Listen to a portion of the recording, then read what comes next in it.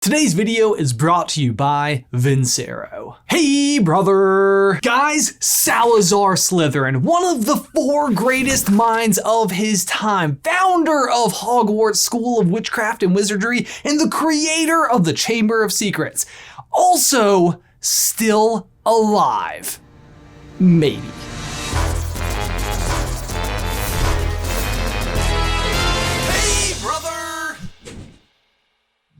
Guys, before we dive on in, I want to give a huge thank you to today's sponsor, Vincero. Guys, if you are a longtime fan of the channel, then you know that we love these watches. Even outside of any sponsorship at all, I gave them as gifts to all of my groomsmen so that we would all match up there, and I had them all engraved with their names, which was super cool. And Valentine's Day is just around the corner, so if you're still looking for that perfect gift, then I have an idea for you. Or rather, they have just the thing, but I'm going to tell you about it. Vincero has an awesome collection of super affordable and very high quality watches for both men and women. I've given these to Alice before on more than one occasion, and she wears them every day and always gets compliments on them, which is great because then it reinforces that I'm a good gift giver. So if you're still looking for that last minute gift, then there is still time. Plus they offer free worldwide shipping to all orders over $50. Plus you can get 15% off your purchase by going to vincerowatches.com/SCB. Again, that is 15% off your entire purchase by going to vincerowatches.com/SCB.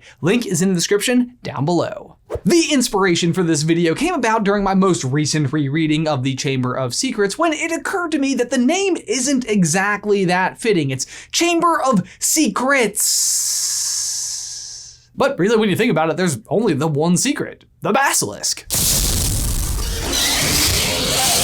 Which, to be fair, is like a super mega huge hyper venomous snake sized secret, but still just the one. And as for the title of the book, it does ultimately still work because Harry learns a ton of secrets while he's down there. Like that Voldemort used to be called Tom Riddle and that he framed Hagrid and that he was actually the one to have killed Myrtle. But in universe, it is still called the Chamber of Secrets, long before Tom Riddle, or Harry for that matter, ever come along. I was wondering if you could tell us about the Chamber of Secrets. So I started wondering, what other secrets could possibly be hiding down there? Could he, Slytherin himself, be down there somehow? And no, that's silly, I thought.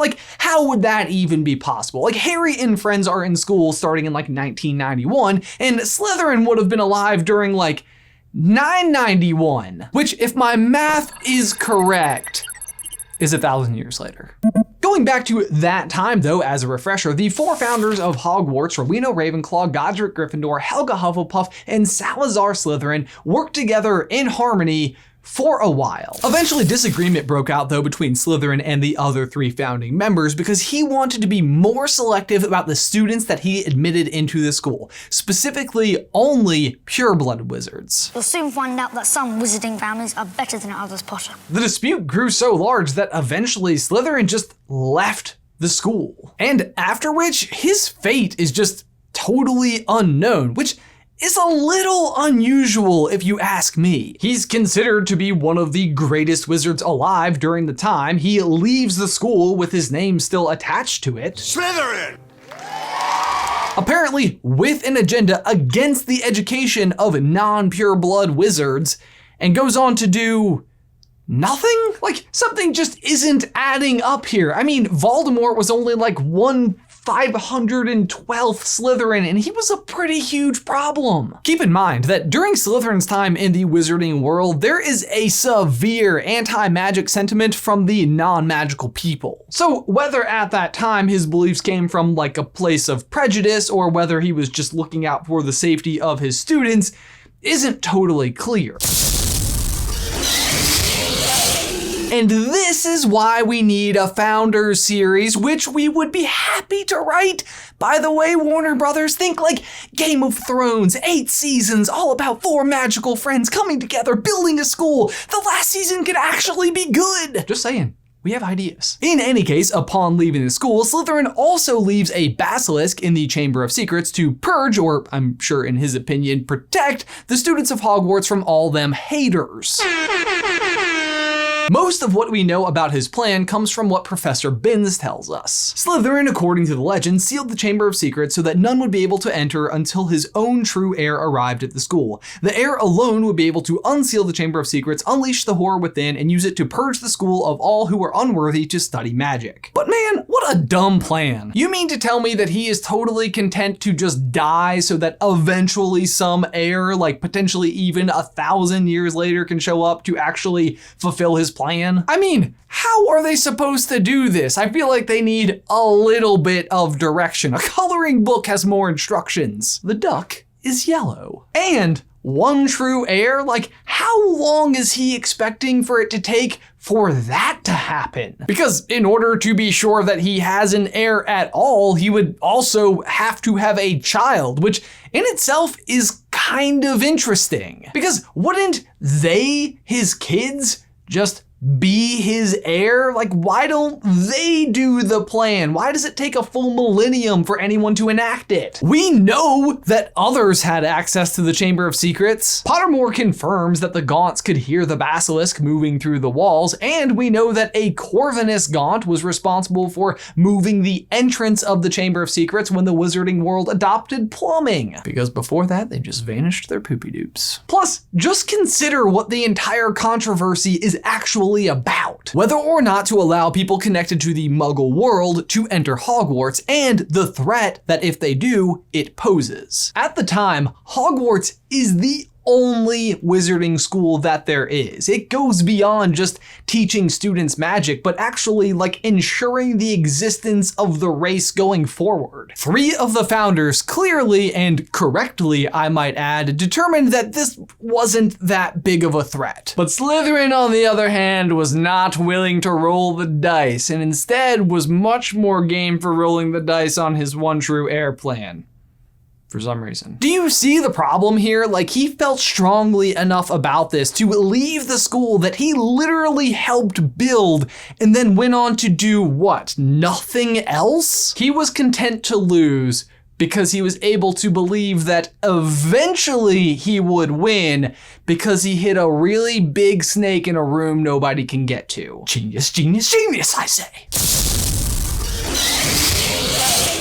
It's not genius. And that's when it hit me. The answer was literally laying in the chamber.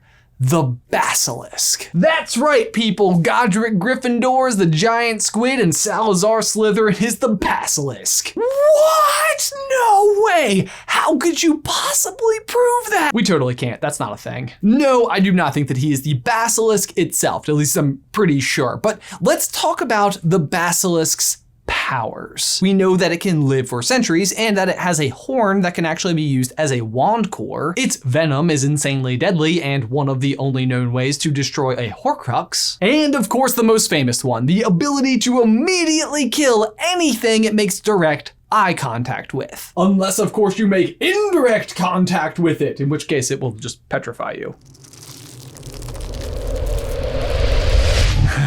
And that is the power I think Slytherin may have taken advantage of himself. He looked the Basilisk indirectly in the eyes to petrify himself so that eventually his heir could come, revive him, and enact his plan. It's such an elegant solution that actually makes the existing plan as we know it make a little bit more sense. Because as far as we know from the books, petrified people are just frozen in their exact state indefinitely, without any specific need for food or water or anything. Mrs. Norris, Hermione, Colin Creevey, and all of the other victims basically just lie for weeks or even months in the hospital wing waiting to be revived, and when they are, they don't seem to have any side effects at all. Let's be honest, trusting an heir to eventually find your chamber and the big snake and embody the exact same beliefs that you had and use it to execute that exact same plan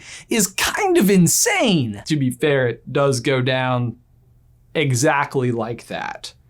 But that doesn't mean it was a good plan. Intending for them to find you, their most famous ancestor, to enact your plan makes a little more sense. But Ben, how would you expect them to do that? For that, you would definitely need specific instructions. Agreed, you do not want to petrify yourself on a whim. Leaving a basilisk in a chamber for 1,000 years. That's what you do on a whim.